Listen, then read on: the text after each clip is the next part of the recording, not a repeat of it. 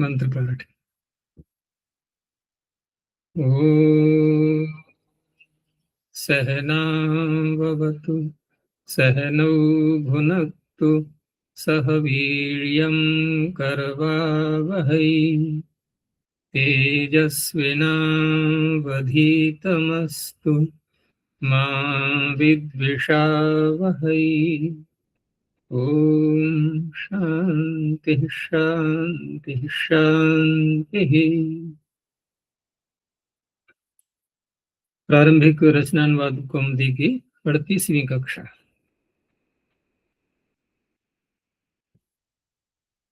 अठारहवें अभ्यास को हम देख रहे थे। आज उसमें अनुवाद के वाक्यों को देखेंगे।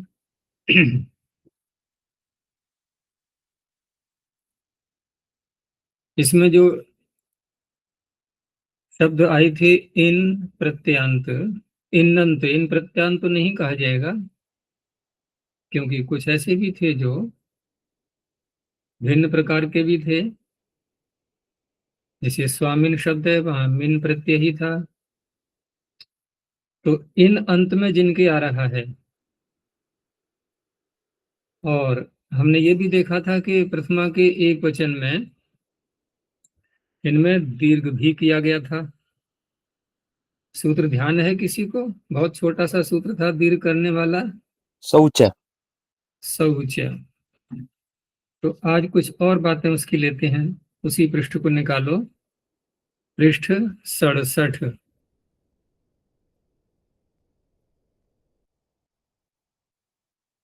तो पृष्ठ 67 में अंगस्य का अधिकार चलता है ये यहाँ से, और ये अंगस्य का अधिकार कहाँ तक जाता है? 7वें अध्याय के अंत तक। हाँ, तो 5 पादों में हो गया ये, ठीक है ना? ये 5 पादों का अधिकार कहलाता है। छठे अध्याय का चौथा पाद हो गया और 7वें अध्याय पूरा हो गया। हम जिन प्रत्ययों को लाते हैं 21 प्रत्यय, उनके 3 भाग हमेशा ध्यान रखना होगा कि प्रारंभ के जो 5 प्रत्यय हैं उनका नाम सर्वनाम स्थान, लेकिन सर्वनाम स्थान भी नाम जो रखा जाता है इन 5 प्रत्ययों का, तो शब्द कौन से होने चाहिए जिनके आगे ये 5 प्रत्यय आने पर इनका नाम सर्वनाम स्थान होता है। तो यदि ध्यान है तो बताओ कौन से शब्द होने चाहिए। वो सर्वनाम स्थान संज्ञा करने वाले सूत्र को ले लो, उससे पता लग जाएगा कि कौन से शब्द होने चाहिए। तो सर्वनाम संज्ञा करने वाले सूत्र कितने हैं? सर्वनाम स्थान संज्ञा, 4। सर्वनाम स्थान संज्ञा करने वाले सूत्र 4 हैं। तो पाणिनि ने 2 बनाए थे, 2 किसने बना लिए? वो शी सर्वनाम सुडनपुंसकस्य। तो 2 ही सूत्र तो हैं। तो देखो, पहले ने तो कहा कि शी का नाम होता है सर्वनाम स्थान, तो इसमें सु औ जस अम औ शस, इसमें सारे प्रत्ययों में 21 प्रत्ययों में कहीं दिख रहा है शी? जी, सुट शी दिख रहा है कहीं पर? नहीं। सु से लेकर के सु औ जस अम औ शस सारे प्रत्यय देख लो, कहीं भी तो नहीं दिख रहा है शी हमें। श दिख रहा है आचार्य जी। श दिख रहा है। तो फिर ये शी का नाम रख रहा है सर्वनाम स्थान, तो शी तो है ही नहीं इनमें कहीं पर भी। तो शी कैसे होगा? तो नपुंसक लिंग के जो शब्द होते हैं, नपुंसक लिंग के शब्दों के आगे हम जब प्रथमा का बहुवचन और द्वितीय का बहुवचन जस और शस प्रत्यय लाते हैं, ठीक है ना, तो इनको शी आदेश हो जाता है, जस और शस दोनों के स्थान में। इसको देखना है तो 7वां अध्याय का प्रारंभ का भाग निकाल लो, जश पहला ही पाद। तो उसमें सूत्र संख्या है 20। जस शसोहो शी, और ऊपर से आ रहा है नपुंसकाच्य। तो नपुंसक से उत्तर, अर्थात नपुंसक लिंग में वर्तमान जो शब्द हैं उनसे उत्तर कौन सा प्रत्यय लाएंगे हम? प्रथमा का बहुवचन और द्वितीय का बहुवचन। जैसे धन शब्द को ले लिया हमने, ज्ञान शब्द को लिया, ये नपुंसक लिंग के ही तो हैं। तो धनम धने धनानी और धनम धने धनानी, तो धनानी धनानी ये 2 बार बना है। ये यहाँ पर एक जगह जस था, एक स्थान पर शस था, और दोनों को इसने कर दिया शी। जस और शस के स्थान में षष्ठी का द्विवचन है ये। नपुंसक वाची शब्द से उत्तर नपुंसकात्म पंचमी हो गई। तो नपुंसक लिंग शब्द से उत्तर जस और शस के स्थान पर शी आदेश होता है। इस शी का नाम रखा है उसने सर्वनाम स्थान। ठीक है ना, इस शी का नाम है सर्वनाम स्थान, तो इसको तो कर दो अलग। अब अगले सूत्र पर आ जाओ कि सुड नपुंसकस्य, श्री सर्वनाम स्थानम के आगे सुड नपुंसकस्य, कि नपुंसक लिंग से भिन्न जो शब्द हैं। अब नपुंसक लिंग में तो हमने निर्णय कर लिया ना, अब नपुंसक लिंग में हमने ये निर्णय कर लिया कि सुओजस अमौड शस को तो हम नहीं करेंगे सर्वनाम, सुओजस अमौड इन 5 प्रत्ययों की तो नहीं होगी सर्वनाम स्थान संज्ञा, यदि नपुंसक लिंग का शब्द है तो। लेकिन इतना अवश्य है कि जस और शस के स्थान पर जो शी आएगा उनकी हो जाएगी। ये कार्य हो गया पूर्व सूत्र का। तो इसने क्या कहा था फिर, इसने ये कहा कि नपुंसक लिंग से भिन्न स्त्रीलिंग और पुल्लिंग के जो शब्द हैं उनके आगे 5 प्रत्ययों का नाम सर्वनाम स्थान होगा। ठीक है ना। अब जितने भी पुल्लिंग स्त्रीलिंग के शब्द हैं उनके आगे सु औ जस अम औट इन 5 का नाम हो जाएगा सर्वनाम स्थान। तो अब हम ये भी कह सकते हैं कि सर्वनाम स्थान 2 प्रकार के हो गए। एक तो पुल्लिंग और स्त्रीलिंग शब्दों से उत्तर ये जो मूल प्रत्यय हैं 5 इनका नाम, और दूसरे नपुंसक लिंगवाची जो शब्द हैं उनसे उत्तर जस और शस के स्थान पर जो शी आता है उसका नाम सर्वनाम स्थान। बस ये है। तो हम यूं भी कह सकते हैं कुल मिलाकर के ये 6 प्रत्यय हैं जिनका नाम होता है सर्वनाम स्थान। एक तो हो गया नपुंसक लिंग के लिए शी, दोनों में प्रथमा का बहुवचन द्वितीय का बहुवचन, और 5 हो गए ये। अब आ जाओ फिर अंगस्य के अधिकार में, क्योंकि सर्वनाम स्थान की हमने बहुत महिमा का गुणगान कर लिया। अब यहाँ देखो, यहाँ 8वीं संख्या पर सूत्र क्या है अंगस्य के अधिकार में। सर्वनाम स्थाने चा संबुद्धौ। तो इसका तात्पर्य है कि अब सर्वनाम स्थान का प्रकरण यहाँ से चल रहा है, कुछ ही सूत्रों तक सर्वनाम स्थान चलेगा। ठीक है ना। सर्वनाम स्थानीय में व्यक्ति कौन सी है, सप्तमी, परे रहते सर्वनाम स्थान पर। ये खुद क्या करता है सूत्र, हमें ये भी देखना है। तो पहले तो सूत्र के शब्दों को ही देख लो कि सर्वनाम स्थान परे रहते सप्तमी है ना, लेकिन एक शब्द और है सप्तमी का इसमें, असंबुद्धौ। सर्वनाम स्थाने च असंबुद्धौ। असंबुद्धौ का मूल शब्द क्या बनेगा, असंबुद्धि। असंबुद्धि, संबुद्धि किसे कहते हैं, संबोधन में जो प्रथमा विभक्ति लाएंगे उस संबोधन में प्रथमा व्यक्ति के एक वचन को संबुद्धि कहते हैं। एकवचनम जब, संबुद्धि। हाँ, तो एक वचनम संबुद्धि तो है, लेकिन इसके ऊपर क्या है, हम संबोधन शब्द कहाँ से लाएंगे, संबोधन का एक वचन, उसके ऊपर है संबोधने च। पहले प्रथमा का चल रहा है प्रकरण ना, प्रातिपदिकार्थ लिंग परिमाण वचन मात्रे प्रथमा। अब वही प्रथमा फिर निचले सूत्र ने क्या कहा कि संबोधने च, संबोधन में भी वही प्रथमा होती है जो आपने प्रातिपदिकार्थ मात्र आदि में जो प्रथमा व्यक्ति की है, वह किसी का आह्वान करते समय भी हम उसी प्रथमा को लाएंगे। तो ये अर्थ किसने बताया, संबोधने च सूत्र ने। फिर एक सूत्र छोड़ दो, उसके आगे है फिर एक वचनम संबुद्धि ही। अब क्या अर्थ निकलेगा कि ऊपर से संबोधन तो आ ही रहा है कि संबोधन में जो एक वचन का प्रत्यय यानी कि सु, इसका नाम होता है संबुद्धि। ठीक है ना।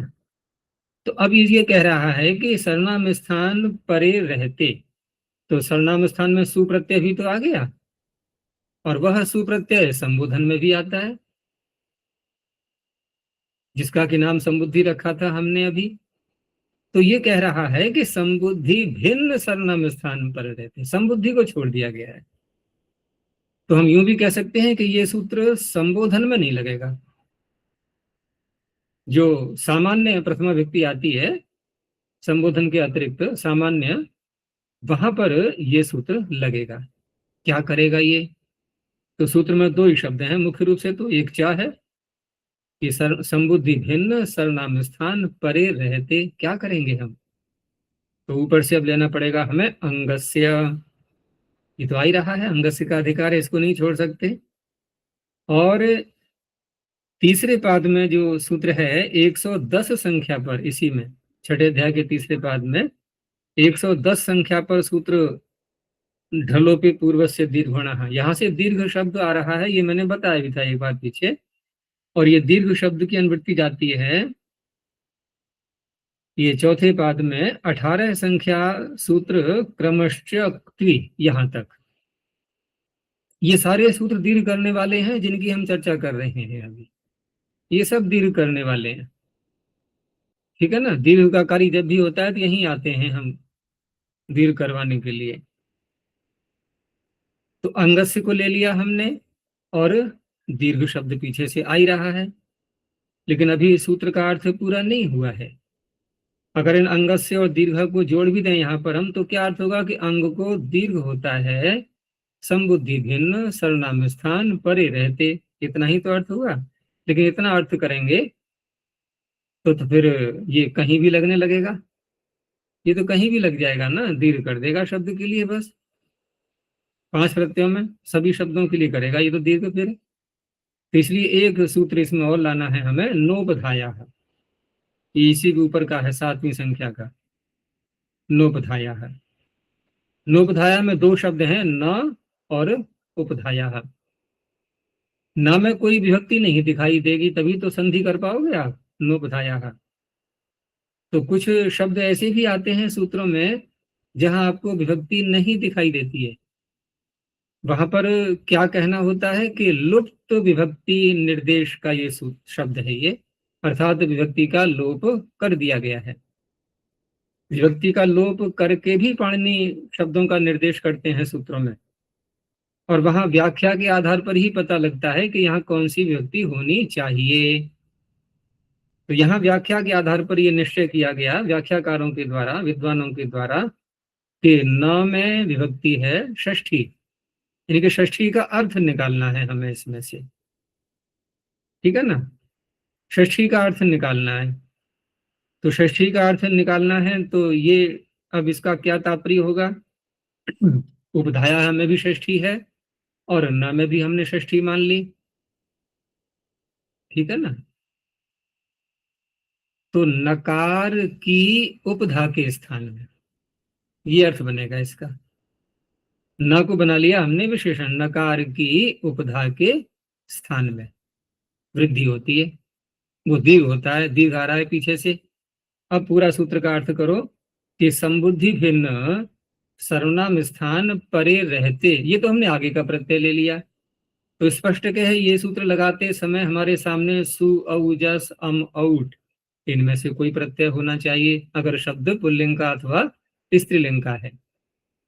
और दूसरा वो भी ध्यान रखना है हमें, यदि नपुंसकलिंग का शब्द है तो शी प्रत्यय होना चाहिए आगे। ठीक है ना? तो धनानी में भी आप लगाओगे इसको, धनम धने धनानी, धनानी में भी इसको आप लगाओगे। ठीक है ना? लेकिन अभी हम वहां नहीं लगा रहे। तो ये सूत्र तभी लगेगा जबकि सु औ जस अम औट ये परे हो अथवा शी प्रत्यय परे हो। किसको दीर्घ करेगा? नका जो अंग है नकारांत अंग, उसकी उपधा को दीर्घ करेगा ये। ठीक है ना? अच्छा, अब शब्द क्या था हमारे पास में जिसके हम जहां ये चर्चा कर रहे हैं अनुवाद की पुस्तक में, ये जो करिन पक्षिन दंडिन ये जो शब्द थे, चलो दंडिन को ले लो उदाहरण के लिए, एक पकड़ लो कोई सा भी। तो दंडिन शब्द नकारांत है, नकारांत दिख रहा है ना आपको? अच्छा, और हम सु प्रत्यय लाए इसके आगे, तो दंडिन शब्द पुल्लिंग का है, तो सु का नाम सर्वनाम स्थान हो सकता है या नहीं? हो जाएगा ना? पुल्लिंग और स्त्रीलिंग दो प्रकार के शब्द लेने हैं हमें सुट नपुंसक से, क्योंकि जी हो गया। नपुंसक को ही तो छोड़ा है ना उसने, तो सु का नाम सर्वनाम स्थान रख दिया इसने। अब इस सूत्र का अर्थ घटाओ यहाँ पर कि संबुद्धि भिन्न सर्वनाम स्थान परे रहते, ऐसा ही है, संबुद्धि का नहीं है ये। हम संबोधन में दंडी शब्द नहीं बोलना चाह रहे, तो संबुद्धि भिन्न सर्वनाम स्थान भी परे है, और नकारांत अंग भी है ये दंडिन, क्योंकि प्रत्यय किया है हमने से, जिससे प्रत्यय करते हैं वो अंग होता ही है, तो नकारांत अंग भी है ये। अब इसकी उपधा को पकड़ना है आपको, तो दंडिन की उपधा, जो नकारांत दंडिन है, नकार की उपधा कौन सी है यहाँ पर? ई। अलवंत्यात पूर्व उपधा, अंतिम अल से पहला अल, इसको सरल भाषा में कहें तो अंतिम वर्ण से पहला वर्ण, तो वो द में जो ई है वो हो गया उपधा। तो ये दीर्घ कर सकता है या नहीं? कर सकता है। फिर हमने नहीं, शौच सूत्र क्यों लगाया? नहीं, नहीं कर सकता। नहीं कर सकता, तो कारण बताओ क्यों नहीं कर सकता? एक तो असंबुद्ध कहा है ना उन्होंने यहाँ हाँ, तो पर। संबोधन का नहीं बोल रहे ना हम, ये हम हे दंडी ऐसे नहीं कहना चाह रहे हैं, बस अच्छा। दंडी गच्छति, दंडी जा रहा है, ये तो सामान्य प्रथमा है ना, ये हम्म, संबुद्धि नहीं है यहाँ पर। संबुद्धि में तो हे दंडिन बनता है, वहां दीर्घ होता ही नहीं, हे दंडिन, बस इतना ही बनता है, हे दंडिन, हे दंडिनो, हे दंडिन।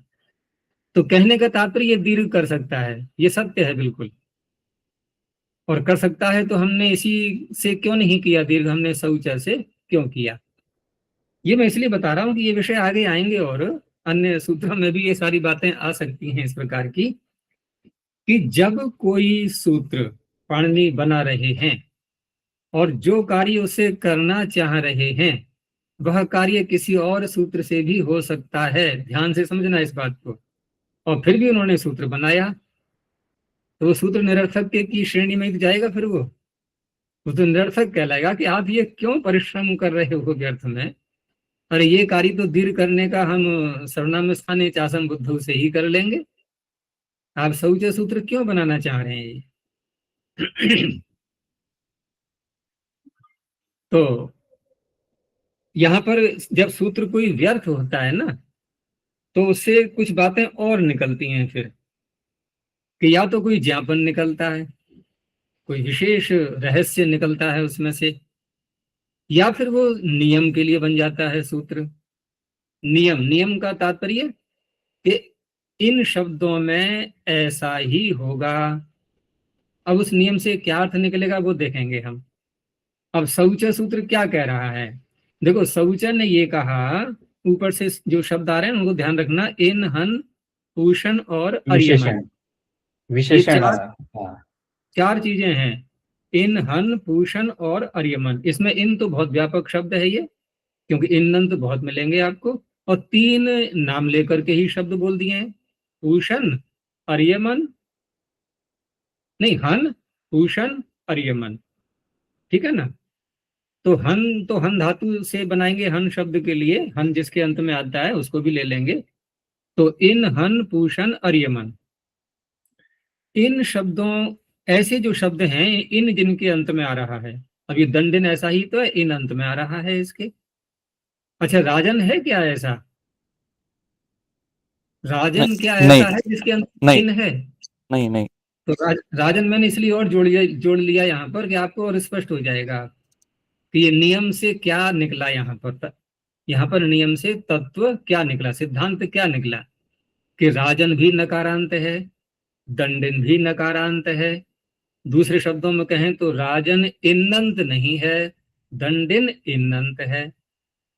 अब शौच ने क्या कहा कि यदि किसी शब्द के अंत में इन आ रहा है तो सु प्रत्यय परे रहते दीर्घ होता है, तो हम कहेंगे ये तो कार्य हम सर्वनाम स्थानीय शासन बुद्धों से ही कर लेंगे। अब ये सूत्र क्या करेगा? ये नियम करेगा।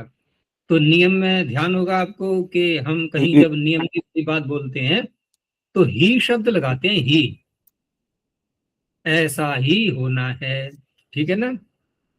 अब यहाँ ही शब्द लगा के अर्थ करो कि इन जिनके अंत में आ रहा है ऐसे शब्दों को दीर्घ सु परे रहते ही होता है,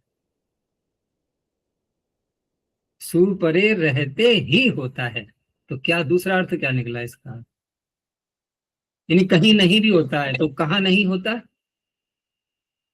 बुद्धि लगाओ थोड़ी सी, कहाँ कहाँ प्राप्त हो रहा था? अच्छा बताओ, सर्वनाम स्थाने चासन बुद्धौ से दीर्घ दंडिन शब्द को लेकर के यदि वहां पहुंच जाए हम उसके पास में, तो वो कहाँ कहाँ दीर्घ करेगा?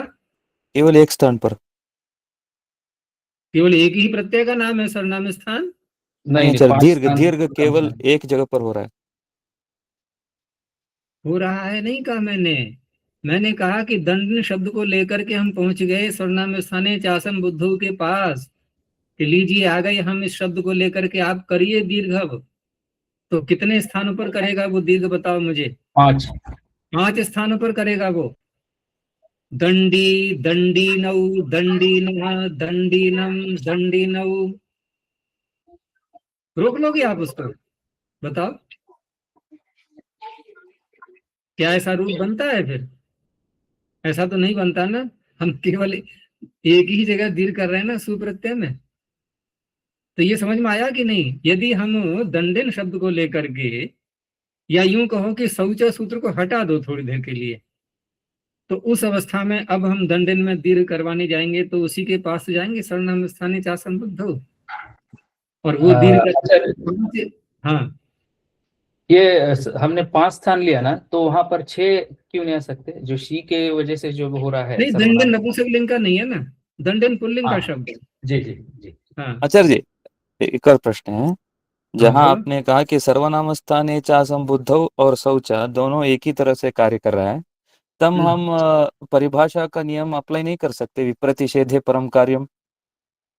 तो विप्रतिषेध कहाँ है? यहाँ विरोध कहाँ है? दोनों एक ही कार्य कर रहे हैं, विरोध कहाँ है? वो भी दीर्घ कर रहा है, ये भी दीर्घ कर रहा है। विप्रतिषेध हाँ। इसको नहीं कहते हैं। विप्रतिषेध में तो बिल्कुल ही और कुछ कार्य होंगे भिन्न भिन्न। ये तो दोनों एक ही कार्य कर रहे हैं ना भाई, दोनों आर्य समाजी हैं, ये थोड़ी एक पौराणिक एक आर्य समाजी है, तो विरोध होगा। तो इस तरह से जब सर्वनाम स्थाने चा संबुद्धौ पांचों प्रत्ययों में दीर्घ करने लग रहा है वो, तो पाणिनि ये कहना चाह रहे हैं कि पांचों में नहीं करवाना है, हमें एक में करवाना है। तो फिर एक में करवाना है तो प्रयास अतिरिक्त हुआ ना। अब ये तो शौच सूत्र बनाया उन्होंने। अब शौच सूत्र का अर्थ क्या होगा अब? कि इन जिनके अंत में आ रहा है ऐसे शब्दों के उपधा को दीर्घ केवल, अब केवल शब्द बोल दिया मैंने, या ही बोल दो, कि सु प्रत्यय परे रहते ही होगा। तो मैंने ये कहा था कि इसका दूसरा वाक्य क्या बनेगा? कहाँ नहीं होगा? अब बोलो कहाँ नहीं होगा? औ, अन्य जस, औ औ अम, जस औ। ओर। ठीक है ना, 4 प्रत्ययों में नहीं होगा। अम, और, औट, जस, अम, औट, औ जस अम औट, इन 4 में नहीं होगा। तो कहाँ करते हैं हम 4 में? तभी तो हम रूप चला पाते हैं, दंडी, दंडे नौ, दंडे न, दंडे नम, दंडे नौ। क्या ऐसा राजन शब्द के साथ में होता है? क्या राजन में हमने 5 स्थानों पर दीर्घ नहीं किया है क्या? राजा, राजानौ, राजानः, राजानम, राजानौ, ज में आपको दीर्घ हो रहा है नहीं सर्वत्र? अब आपको पूरा स्पष्ट हो गया होगा, क्योंकि राजन में तो शौच लग नहीं पाएगा। क्यों नहीं लग पाएगा? इनंत नहीं है वो। हाँ, वो इन है ही नहीं उसमें अंत में।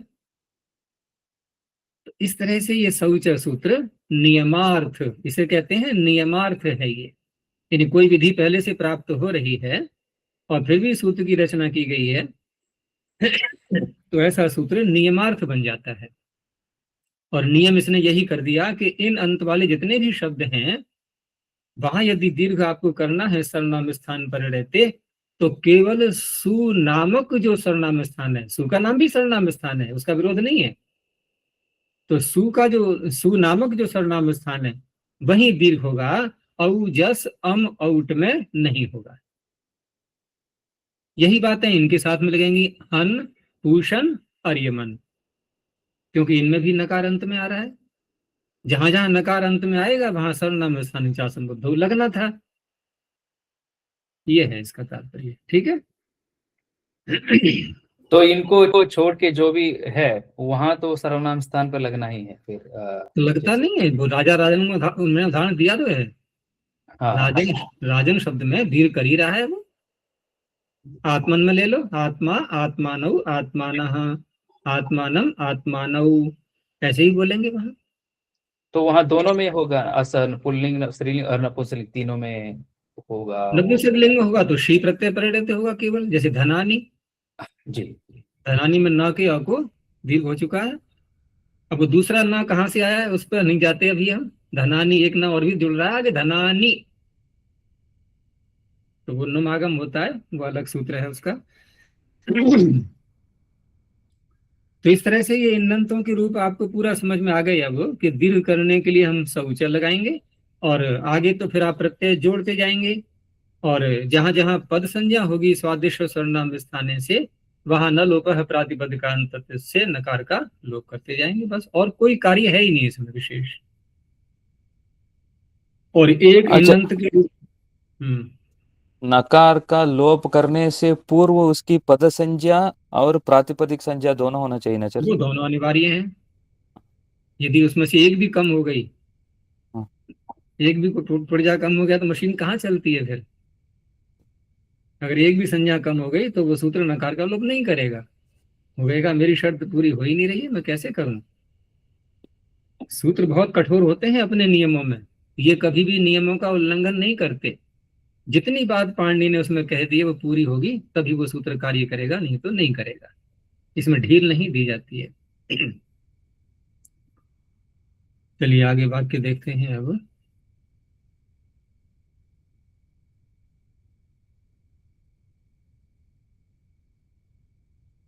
तो यहाँ पर पहला वाक्य दिया इन्होंने कि वने करिणः सन्ति। ठीक है ना, वन आधार हो गया करियों का, हाथियों का आधार वन हो गया, तो वन आधारोधिकरणम, और सप्तम में अधिकरणे च। तो करी कर्णौ कर्णः। तो अब यदि कोई प्रश्न कर बैठे आप लोगों से कि कर्ण में सर्वनाम स्थाने चा संबुद्धौ से दीर्घ क्यों नहीं हुआ, तो यदि ये जो आज मैंने नियम बताया ये यदि ध्यान नहीं रहेगा ना तो उत्तर नहीं दे पाएंगे फिर, क्योंकि दीर्घ प्राप्त हो रहा है वहां। भाई सर्वनाम स्थान परे है जस प्रत्यय, और नकारांत अंग है करें, और नकारांत अंग की उपधा को दीर्घ करता ही है वो। तो क्यों नहीं हुआ, क्योंकि शौच के नियम ने रोक दिया, ऐसे कहा जाएगा। तो वने करिणः सन्ति। ऐसे आगे है रामः पक्षिणः पश्यति। अब देखो कर्णः और पक्षिणः एक जैसे दिखाई दे रहे हैं, लेकिन एक जैसे दिखाई देने पर भी विभक्ति का निर्णय कैसे होगा। कर्ण में कौन सी व्यक्ति है, प्रथमा। क्योंकि कर्ता है ये अस धातु का संति। और पक्षिणः में कौन सी व्यक्ति है, द्वितीया बहुवचन। वो कर्म है वहां पर, दृश्य धातु का कर्म बना, और कर्ता कौन बना, राम। राम देख रहा है। तो रामः पक्षिणः पश्यति। दंडी दंडेन सह भ्रमति, सहयुक्ते अप्रधाने। सह के योग में तृतीया हो गई दंडेन शब्द में, और दंडी हो गया भ्रम धातु का कर्ता। यहां हमने शौच से कर लिया दीर्घ, ठीक है ना।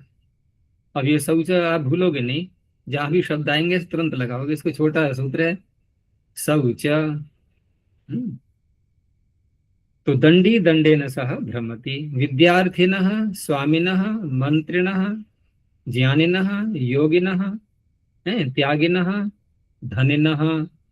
अब ये सारे ही बहुवचन के प्रयोग हैं, और अस धातु जो आगे आ रही है संति, ये सब उसके हो गए कर्ता। तो सभी में प्रथमा व्यक्ति का बहुवचन आ रहा है। अत्र संति, ये सब यहाँ पर हैं। इसमें जहां जहां भी रेफ आता है या रिकार आता है, तो नकार को नकार का भी ध्यान रखना है। जैसे कि मंत्रिन शब्द में रेफ आ गया ना, मंत्रिन, तो मंत्रिण। अच्छा, विद्यार्थिन में भी तो रेफ आ रहा है, यहाँ विद्यार्थिण क्यों नहीं बना। वो उसमें नहीं है चर्य, अटकुपवांग में या रसाभ्या में, व्यवधान में वो नहीं आ रहा है। खोल करके समझा, वैसे नहीं। रेप के पश्चात जो थकार आ रहा है वो अट प्रत्याहार हाँ, में है। ऐसे बोलना है कि विद्यार्थिन शब्द में रेफ के आगे दो वर्ण आ रहे हैं नकार तक पहुंचने में। कौन कौन से दो वर्ण आ रहे हैं? थकार और इकार। तो इकार तो आ गया अट प्रत्याहार में, अट कुपुआंग नोम व्यवायिपी, अट प्रत्याहार में इकार तो आ गया, लेकिन थकार को क्या करें? वो तो न अट में है, न कवर्ग का है, न पवर्ग का है। तो ऐसे इस थकार ने णत्व नहीं होने दिया, तो विद्यार्थी ना हो। चलिए, विद्यार्थी गुरुम सेवते। तो यहाँ पर विद्यार्थी सेव धातु का कर्ता है ये, और गुरु हो गया कर्म। मंत्री धनम लभते। धातु कौन सी है? लभ। कर्ता कौन है उसका? प्राप्त करने वाला, मंत्री। और धन हो गया कर्म। त्वम सुखेन वर्धसे। तो यहाँ वृद्ध धातु है, ये वृद्ध वृद्धौ, और आत्मनेपद में प्रयोग इनका सबका होना है धातुओं का। और इसका जो कर्ता है वो युष्मत का प्रयोग किया है हमने, त्वम, इसलिए मध्यम पुरुष आ गया। तो त्वम सुखेन वर्धसे। ऐसी अहम विद्या मोदे, मैं विद्या से प्रसन्न हो रहा हूं। तो मुद धातु का कर्ता अस्मद शब्द है यहाँ पर, अहम शब्द, इसलिए उत्तम पुरुष आ गया। अब यहाँ पर इसमें इन्नंत का कोई प्रयोग नहीं है, पिछले वाले में भी नहीं था। अगला शब्द फिर ऐसा ही है वाक्य, योगी। तो योगी में क्या है? योगिन। और ये जो इन प्रत्यय हमने किया था, मैंने पीछे बताया था कि इन प्रत्यय किस सूत्र से करते हैं, कौन से अर्थ में? अस्ति और अस्मिन अस्ति। अस्मिन। लेकिन सूत्र कौन सा है? अत इनि ठनऊ। वो तो अनुवृत्ति आ रही है उसकी, तदस्यास्त्यस्मिन्निति, इतने की जा रही है अनुवृत्ति। कौन से सूत्र में? अत इनि ठनऊ। अकारांत यदि कोई शब्द होता है तो इनि और ठन प्रत्यय भी हो जाते हैं। यद्यपि मतुब का निषेध नहीं है, मतुब तो हो ही जाता है। मतुब के अपवाद नहीं कहे जाते, ये मतुब का भी सन्निवेश माना गया है वहां पर। सभी शब्दों से मतुब भी हो जाता है, और जो अन्य प्रत्यय कहे जा रहे हैं वो भी हो जाते हैं। जैसे धनी हमने कहा, तो क्या हम धनवान नहीं कह सकते? धनवान का भी प्रयोग होता है, धनी का भी प्रयोग होता है। हम्म तो धनवान में मतुब किया हमने, और धनी में इन्हीं प्रत्यय किया। तो इस तरह से मतुब भी हो जाता है, और इन्हीं और ठन प्रत्यय भी हो जाते हैं। धनिक, तीन हो गए देखो, धनवान, धनी और धनिक। तो धनिक में ठन प्रत्यय हो गया है, वो ठ को एक हो जाता है। अर्थ सबका एक ही है। तो योगी दुखम सहते, दुख कौन सी व्यक्ति का है ये? द्वितीया। द्वितीय का एक वचन। विद्यार्थी नृपम धनम याचते। ये याच धातु है ना, ये दो कर्म होते हैं इसके, और दो कर्मों का परिगणन करने के लिए कारिका में गणना कर दी गई है उनकी, कि दुहि याचि रुधि प्रचि भिक्षिचियाम उपयोग निमित्तम पूर्व विधहु ब्रुविशासी गुणे न च यत् सचते तदकीर्तितम आचरितम कविना। उनकी गणना कर दी गई है, ज्यादा नहीं है, कुछ ही धातुएं हैं जिसमें कि एक याच धातु भी है। क्योंकि हम जिससे मांगते हैं वो भी कर्म बनेगा, जिस वस्तु को मांग रहे हैं वो भी कर्म बनेगा। ऐसे ही दो धातु है, जैसे गाय दूता है कोई, गाय का दूध निकाल रहा है, तो दूध दुग्ध भी कर्म है, और गाय भी कर्म है, गाय दो ही जा रही है। ठीक है ना? तो कुछ धातुएं द्विकर्मक होती हैं, दो कर्म वाली।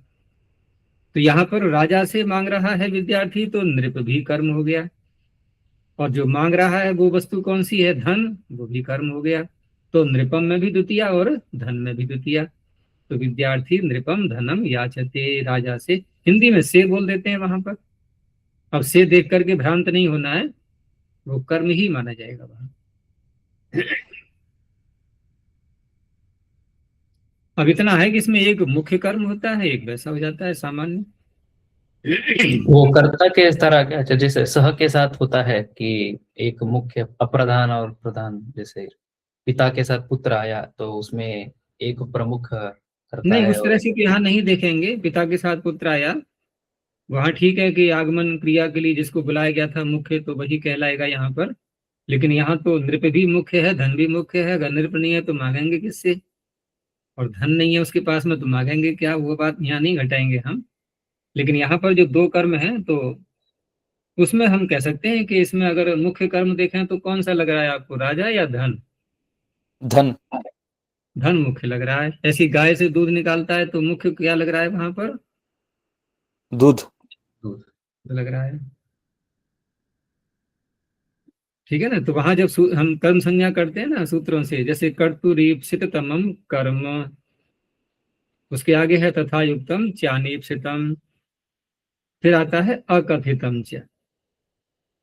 अकथित, जैसे यहाँ पर धन तो कथित हो गया एक प्रकार से, क्योंकि कर्ता का अभीष्ट है वो, उसको राजा अभीष्ट नहीं है।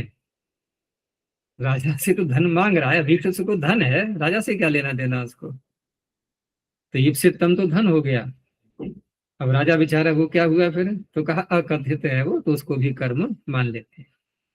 इस तरह से तो कर्म यहाँ संन्यास। करण भी नहीं है, यहाँ करण और संबंध दोनों नहीं आ सकेंगे ना इस विषय में, है जैसे कर्म के करण, हाँ करण के करण। रूप में नहीं आएगा। करण साधन नहीं है राजा। हाँ राजा हाँ। कोई साधन नहीं है यहाँ पर, अपितु राजा से याचना की जा रही है, तो राजा कर्म के रूप में ही माना गया है। तो जैसा निर्णय हो चुका है हमारे लिए, हम वही स्वीकार करेंगे। चलिए आगे देखते हैं। सकृत कार्यम कुरु, सकृत अव्यय है ये, इसलिए यहाँ कोई व्यक्ति का निर्णय नहीं करना है हमें कि कौन सी व्यक्ति है कौन सा वचन है, अव्यय है ये। अर्थ का ध्यान रखना होता है। सकृत माने एक बार। कार्य शब्द द्वितीय का हो गया, कार्यम कुरु। आगे असकृत उसी का उल्टा हो जाता है, तो बार बार हो जाएगा, एक बार का उल्टा होता है बार बार। और उसी का पर्यायवाची है मुहुर शब्द, तो मुहुहु विसर्ग हो जाएगा रेफ को।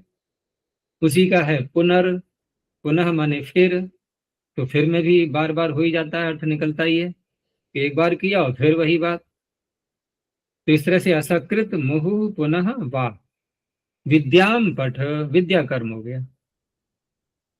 पठ में मध्यम पुरुष का प्रयोग किया गया है, तो कर्ता यहाँ पर छिपा हुआ है। कौन छिपा हुआ है? युष्मद, ठीक है ना, था त्वम, त्वम छिपा हुआ है। उसी के आधार पर हमें पठ में मध्यम पुरुष लाना है।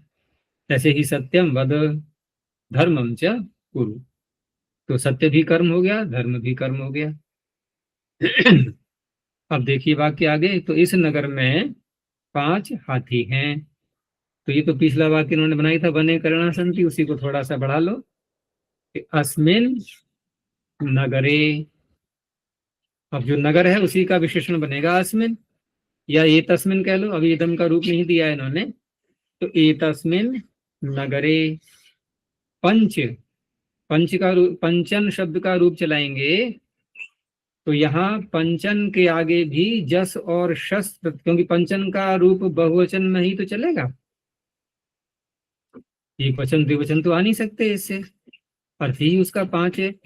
तो जस शस भिस भ्यस भ्यस आम और से, इन्हीं में चलाना है इसका। तो इन शब्दों का नियम ये होता है, जो संख्यावाची शब्द होते हैं जिसमें पंचन और सप्तन, अष्टन, नवन, दशन, ये 5 ही हैं, संख्या में भी 5 हैं ये। तो ये जो 5 शब्द हैं ना जिनके अंत में नकार आ रहा है, इनका नाम रखा है पाणिनि ने, एक संज्ञा की हुई है, प्रथम पाद में ही है, प्रथम अध्याय के षणांता षट, षणांता षट। षणांता का अर्थ है शकारांत और नकारांत। ऊपर से संख्या की निवृत्ति आ रही है, संख्यावाची होने चाहिए। तो शकारांत संख्यावाची शब्द कौन सा है या कितने हैं? एक ही है। कौन सा? शश, जिसका अर्थ होता है 6। मूल शब्द क्या है? शश। दोनों मूर्धन्य शकार हैं ये, शश, ये मूल शब्द है। तो इसका भी नाम षट होता है। और नकारांत 5 हैं, पंचन सप्तन अष्टन नवन दशन, इनका भी नाम षट होता है। तो ये षट हो गई संज्ञा, और सार्थक भी है। सार्थक कैसे है? संज्ञाएं कुछ निरर्थक भी होती हैं, केवल नाम रख दिया है बस, अर्थ कुछ भी नहीं है उसका। और कुछ सार्थक, उनका अर्थ भी घट जाता है। तो क्या यहाँ घट रहा है? इसका अर्थ क्या? संज्ञा है षट, और षट बनता है शश शब्द से। तो संज्ञा का जो अर्थ है षट शब्द का, उसका अर्थ है 6। तो ये सार्थक है कि नहीं है? कैसे है सार्थक? सारे 6 में ही है आचार्य जी, गिनने में भी 6 है। हैं? हैं? सबको गिनेंगे वो भी 6 है। जिनकी षट संज्ञा की जा रही है वो गिनती में 6 ही है। जी। भाई 5 हो गए, नकारांत 1 हो गया, शकारांत 6 ही तो है सब, तो सार्थक हो गई। तो ये मैंने संज्ञा का नाम क्यों लिया यहाँ पर? इसलिए कि आप जब जस और शस प्रत्यय लाएंगे, षट संज्ञक शब्दों से उत्तर जब जस और शस प्रत्यय आते हैं, तो उनको एक सूत्र हटा देता है। देखो 7वें अध्याय का पहला पाद, जहां हम थे अभी, वो शी को दिखाने के लिए जस शसो शी था ना, जस शसो शी देख लिया था ना 20 संख्या पर। तो ये 22 पर देखो क्या लिखा हुआ है, षड्भ्यो लुक। और जस शसो को ऊपर से ले आओ अनुवृत्ति के रूप में। तो षड्भ्य माने षट संज्ञक शब्दों से उत्तर, पंचमी है ये, पंचमी का अर्थ से उत्तर। और जस शसो में षष्ठी थी ही, तो जस और शस का लुक लुक हो जाता है। और लुक किसे कहते हैं? प्रत्यय से लुक श्लुलुप, आदर्शन को कहते हैं, प्रत्यय का आदर्शन। तो जस भी चला गया, शस भी चला गया, क्या रह गया फिर पंचन के आगे? कुछ नहीं रहा। पंच पंच। अब कुछ नहीं रहा तो अब समस्या आ गई। अब नकार को कौन बचाएगा? अब नकार को कौन बचाएगा? भाई जस और शस था तो बचा रहे थे वो दोनों, लेकिन अब कौन बचाए? अब तो प्रातिपदिक भी पंचन है और पद भी पंचन ही है। तो प्रातिपदिक और पद दोनों के अंत में नकार आ गया, तो नलोप है प्रातिपदिकांत से। रह गया बेचारा पंच, रह गया, वो नकार भी चला गया। प्रत्यय छेना वो तो छेना, और पंचन का नकार भी छिन गया एक और। आगे फिर रूप कैसे चलाएंगे? आगे तो प्रत्यय जोड़ते जाना है आपको, पंच ही, नकार का लोप यहाँ भी हो जाएगा। यहाँ पद संज्ञा हो जाएगी स्वादिष्ट सर्वनाम स्थाने से। और जस और शस में किससे हुई थी? सुप्तिङन्तम पदम। संपदम। वहां तो प्रत्यय है ही नहीं आगे, क्योंकि स्वादिष्ट सर्वनाम स्थाने को स्वादि प्रत्यय चाहिए ना। तो भिस भ्यस भ्यस, यहाँ पंचभी पंचभ्य पंचभ्य। अब आम है, यहाँ पद संज्ञा हो नहीं पाएगी, आम आजादी है ना, पद संज्ञा होती है हलादी प्रत्ययों में, आम आजादी है, तो नहीं हो पाएगी। देखो पंचन का नकार हमें सुनाई देगा यहाँ पर, अब पंचानाम, ठीक है ना। और बहुवचन में सुप में अब वहां नकार हटेगा, पंचसु। बस ऐसे रूप चलते हैं इनके।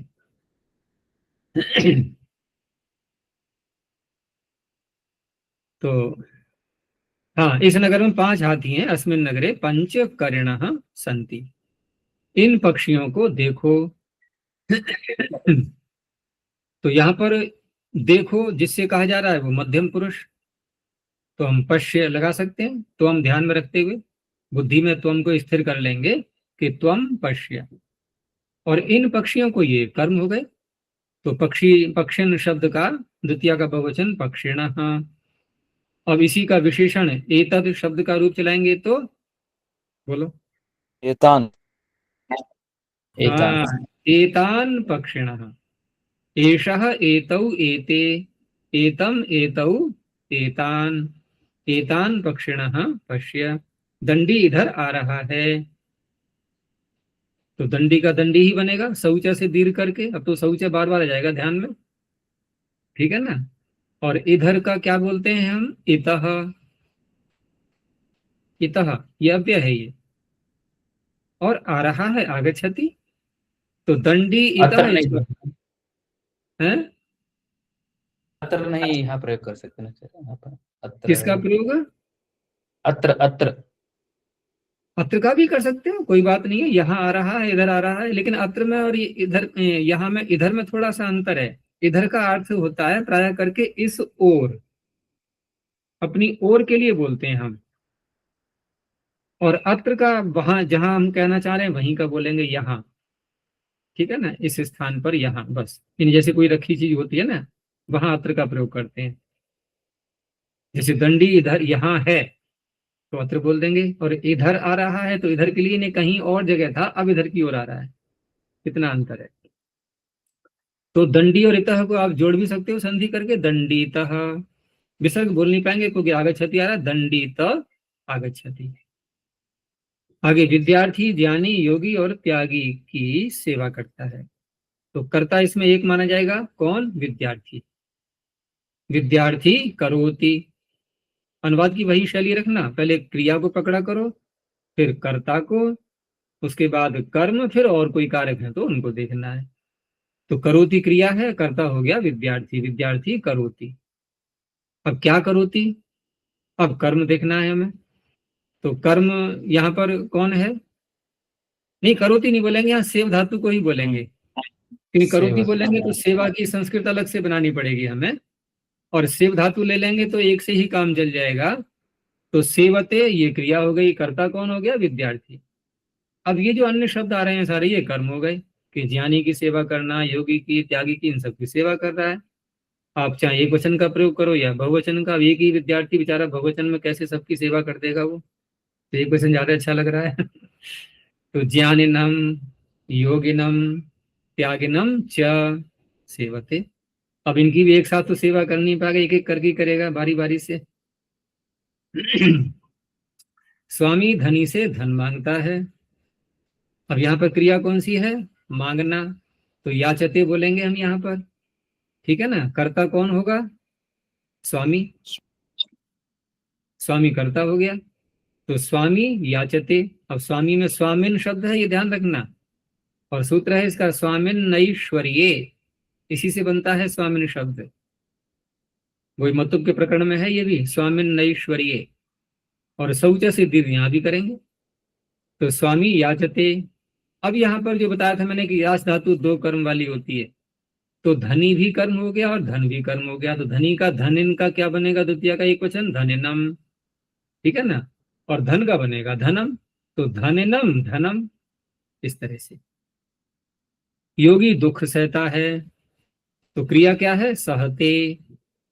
कौन है कर्ता? योगी, योगिन, शौच सिद्धि करके योगी। और दुख कौन हो गया?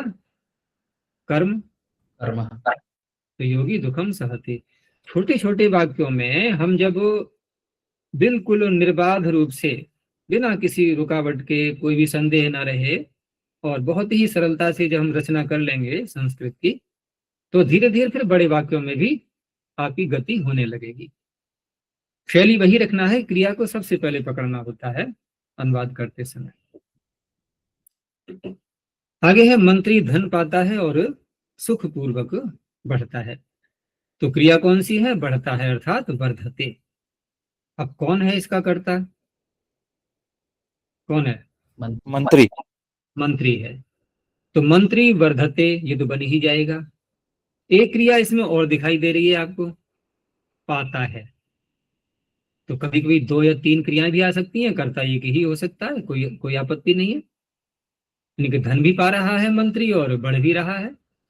तो पाता है कि संस्कृत लब धातु का प्रयोग करेंगे, वो भी आत्मनिपद किया, तो लभते, और वृद्ध धातु का वर्धते, कर्ता दोनों का एक ही है। तो मंत्री लभते वर्धते। अब लभते का कर्म है धन, ठीक है ना, तो धनम लभते, मंत्री धनम लभते। और बढ़ता है वर्धते, इसका कर्म है ही नहीं कोई।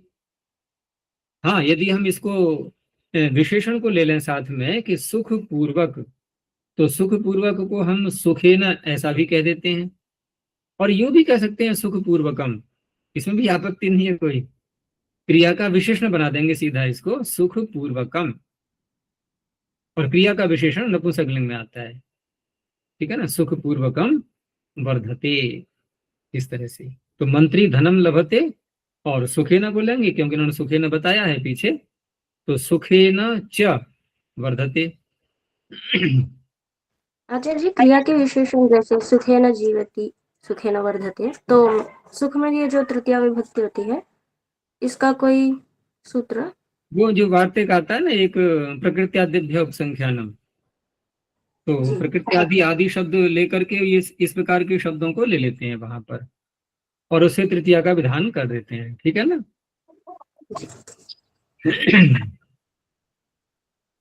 और सुख पूर्वक बोलेंगे तो यहाँ समास करेंगे हम सुख का और पूर्व का, फिर बहुरी समास करके और फिर का प्रत्यय करके तब बनेगा सुख पूर्वक, और उस समय ये बन जाएगा फिर क्रिया का विशेषण, तो सुख पूर्वकम वर्धते।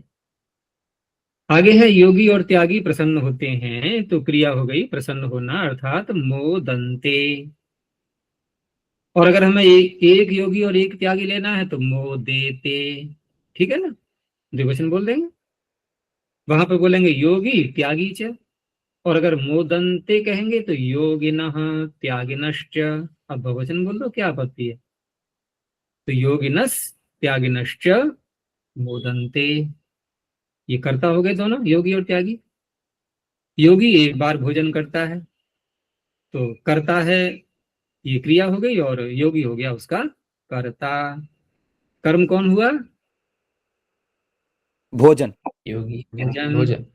अब भोजन करता है तो हम एक ही बार में बोल दें, भूंगते जैसे कह सकते हैं, लेकिन उसका अभी इन्होंने नहीं दिखाया है, तो भोजन की संस्कृत अलग से ही बना लेंगे यहाँ पर। और एक बार इसके लिए अव्यय बताया गया था सकृत, और भी है कौन सा, एकदा। एकदा एकदा की नीचे सहाय। नहीं, वहां तो बनेगा एकाकी, वो एकाकी शब्द के लिए एकाद आकिनिच च असहाय। जब कोई असहाय हो जाता है, कोई सहायक नहीं है उसका, तो ऐसे एक शब्द से आकिनिच प्रत्यय हो जाता है, आकिनिच, तो क्या बनता है शब्द एकाकिन। अब देखो वो भी शब्द वैसा ही बनेगा जैसे योगिन करिन इत्यादि हैं, एकाकिन। तो कैसे रूप से लेंगे, एकाकी, एकाकिनौ, एकाकिनः। अब देखो ना, एक नियम को हमने एक जगह समझ लिया दंडन शब्द में, तो कहाँ कहाँ हमारी अब बुद्धि चल रही है। तो वो एकाकिन शब्द के लिए है। और यहां मैंने कहा था एकदा, ये दा प्रत्यय होता है, ये वहां पर मिलेगा आपको, सर्वई कान्य किम यत तदह काले दा। ये उसके प्रकरण में, विभक्ति के प्रकरण में, प्राग दिशो विभक्ति ही, प्राहुदिशो विभक्ति। तो विभक्ति नाम भी है इसका दा का। तो एकदा, एक शब्द से दा प्रत्यय हो गया। और काल अर्थ में होता है ये सर्व एक अन्य किम यत तद, सर्वई कान्य किम यत तदह, सर्व एक अन्य किम यत तद, इतने शब्दों से काले, काल अर्थ में, ठीक है ना। और ऊपर से सप्तम्यास तरल से सप्तम्याह की निवृत्ति आ रही है, इनके सप्तम व्यंत होने चाहिए। ये एकस्मिन ऐसे बोलेंगे पहले हम, एकस्मिन काले। तो एकस्मिन काले को पूरा दा प्रत्यय ने ले लिया, उसी अर्थ को एकदा। तो एकदा का अर्थ हुआ एक काल में, तो एक बार का वही तात्पर्य यहाँ पर, एक काल भोजन करता है एक काल में। तो सकृत कह लो या एकदा कह लो, एक ही तात्पर्य है। वो भी अव्यय है, सकृत भी अव्यय है, भोजनम करोति। धनी बार बार भोजन करता है। अब बार बार के लिए हम असकृत कह सकते हैं, या मुहु, पुनः तो नहीं उचित रहेगा यहाँ पर, क्योंकि पुनः में क्या होता है कि दो बार के लिए आता है प्रायः, या पीछे हमने बहुत सारी बातें कह दी हैं और एक और जोड़ना है। अब उसमें पुनः शब्द एक और को जोड़ता है, बस पीछे कितना हुआ है उससे मतलब नहीं है, ठीक है ना। किसी ने एक रोटी खाई, एक और ले ली, एक और ले ली, एक और ले ली। अब पुनः पुनः जब भी बोलोगे आप तो एक और जोड़ोगे उसमें। लेकिन जब हम कहेंगे बार बार, तो बार बार में वो पुनः का अर्थ नहीं आता, इसलिए यहाँ पर या तो मुहु का प्रयोग करेंगे अथवा असकृत का। तो धनी असकृत भोजनम करोति। ज्ञानी के चारों ओर विद्यार्थी हैं, तो क्रिया कौन सी है, संति। कर्ता कौन है, कर्ता कौन है ज्ञानी। संति का, ज्ञानी। और एक संकेत होता है कि, एक संकेत मिल जाता है कि मैं जब चुप जाऊं समझ लो गड़बड़ हो रही है। विद्यार्थिनः आचार्य जी यहाँ विद्यार्थी है। एक अच्छा, मिनट। यहाँ विद्यार्थी है, यहाँ विद्यार्थी है और जगह ज्ञानी है, ठीक है ना। नहीं नहीं, यहाँ विद्यार्थी ही और है आचार्य। वैसे देखो, सीधा सा कर्ता को पहचानने के लिए, क्रिया को करने वाले को पहचानने के लिए हम कौन शब्द का भी प्रयोग करके पता लगा लेते हैं। जैसे अस धातु के साथ में अगर देखना है आपको तो कौन बोल दिया करो, कौन है, कौन है, विद्यार्थी है। ठीक है ना, कौन है। कहीं कहीं क्या शब्द से पता लगता है, जैसे भवती, किम भवती है, जैसे कोई सो रहा है, शेते तो कहा शेते, कौन, तो कहीं कौन, कहीं क्या, ऐसे प्रश्नों से जो उत्तर आते हैं तो वो कर्ता के रूप में हम स्वीकार कर सकते हैं, पता लग जाता है विद्यार्थी हैं। तो ये विद्यार्थिनः संति, ये तो अलग बन जाएगा इतना, ठीक है ना, बहुवचन है ना, है। अगर है बोलते तो चारों ओर कैसे हो जाएगा, एक ही विद्यार्थी, बहुत सारे चाहिए ज्ञानी के चारों ओर, तो बहुवचन ही आएगा। तो विद्यार्थिनः संति। अब ज्ञानी के चारों ओर इसको अलग बना लो, इसका उससे कोई संबंध नहीं है, वो ये अलग बनेगा। तो चारों ओर के लिए हम क्या बोलते हैं, परितः, ठीक है ना। अब परितः के साथ में जो शब्द आएगा उसमें द्वितीय हो जाती है। अभितः, परितः, समया, निकषा, हा, प्रति, इन सब के साथ में द्वितीय का प्रयोग। तो ज्ञानी का, ज्ञानिन का द्वितीय का एक वचन, तो ज्ञानिनम परितः, तो ज्ञानिनम परितो विद्यार्थिनः संति। मंत्री के दोनों ओर ज्ञानी हैं। अब यहां भी है का कर्ता कौन है, ज्ञानी। ज्ञानी, ठीक है ना, ये भी ऐसा ही वाक्य है। और दोनों ओर के लिए अभितः या उभयतः, और मंत्री, अब मंत्री में यहाँ फिर वही द्वितीय लाएंगे हम, अभितः के या उभयतः के योग में द्वितीय का प्रयोग करेंगे, तो मंत्रिणम। अब यहाँ पर न को न भी करना होगा हमें, क्योंकि रेफ आ गया ना, मंत्रिन, तो मंत्रिणम उभयतः, उभयतो ज्ञानिनः संति, ठीक है ना, ज्ञानी है। त्यागी वन में जाता है, सरल वाक्य है ये। अब जाता है क्रिया है, कर्ता हो गया त्यागी, और वन क्या हो गया, आधार, अधिकरण। तो त्यागी वने गच्छति। अब इसमें दो बातें हैं, हम वन को किस रूप में लेंगे यहाँ पर, देखो, एक तो है त्यागी और कहीं खड़ा है वन से बाहर, वन में नहीं है वो अभी, और वो जाने लगा, हमें पता लग गया, हमने दूसरे से कहा कि ये त्यागी वन में जा रहा है, ठीक है ना। किसी से कहा कहाँ जा रहे हो, कि बाजार में जा रहे हैं, बाजार अभी आया नहीं है, बाजार अभी आया नहीं है, कहाँ जा रहे हैं, नगर जा रहे हैं, नगर में जा रहे हैं, नगर अभी आया तो नहीं है ना। तो ऐसे स्थलों पर अगर वो वस्तु उससे बाहर है तो हम द्वितीय का प्रयोग करेंगे। गत्यर्थ कर्मणि द्वितीया चतुर्थ्यो चेष्टायाम अनध्वनि। तो द्वितीय का प्रयोग करेंगे तो यहाँ बनेगा फिर वनम गच्छति, ठीक है ना।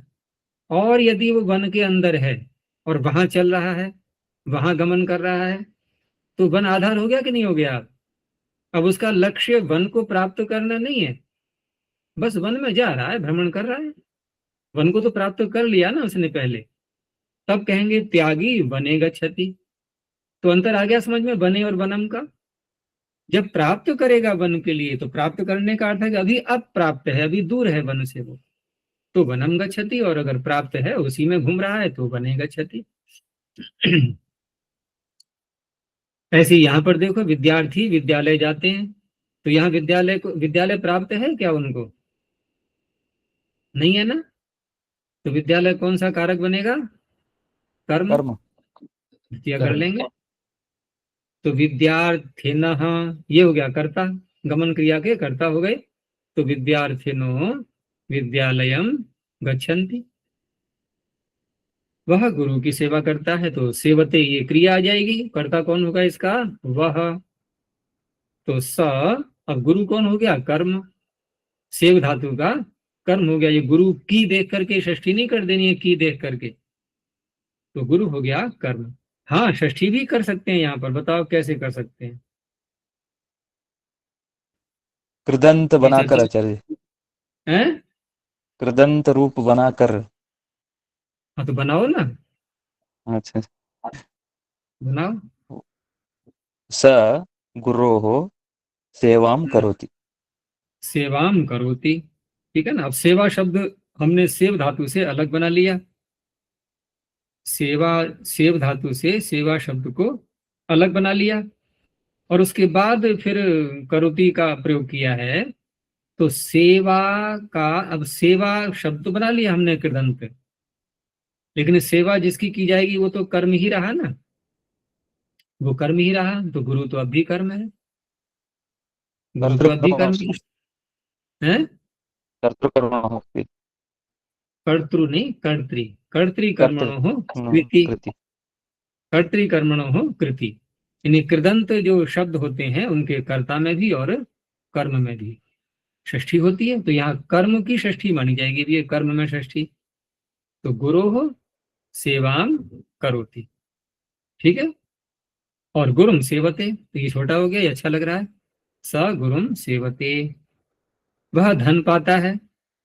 तो लब धातु हो गई यहाँ पर लभते, और कर्ता हो गया वह, यानी कि स धन हो गया कर्म। बहुत छोटा सा वाक्य है। स धनम लभते, तू बढ़ता है, त्वम वर्धसे, मध्यम पुरुष आ जाएगा। तू प्रसन्न होता है, त्वम मोदसे। मैं दुख सहता हूं, अब सहता हूं क्रिया, मैं करता हो गया, दुख कौन हो गया, कर्म। तो अहम दुखम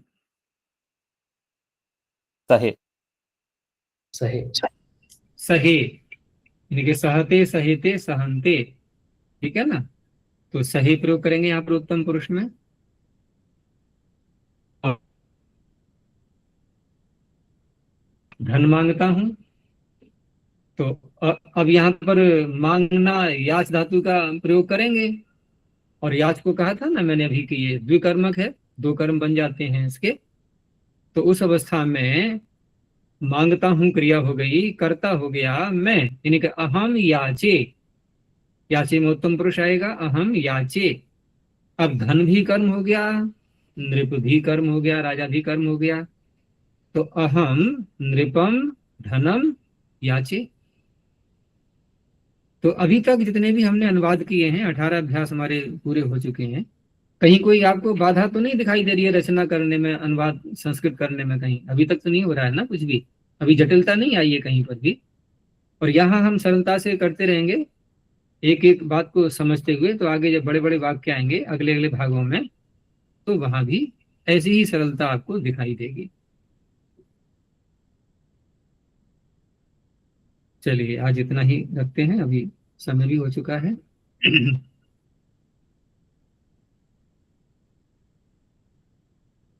प्रणव ध्वनि। ओ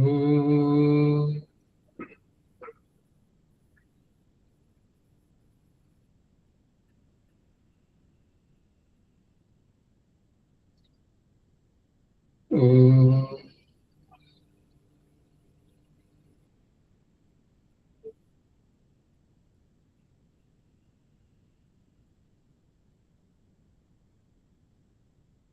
ओ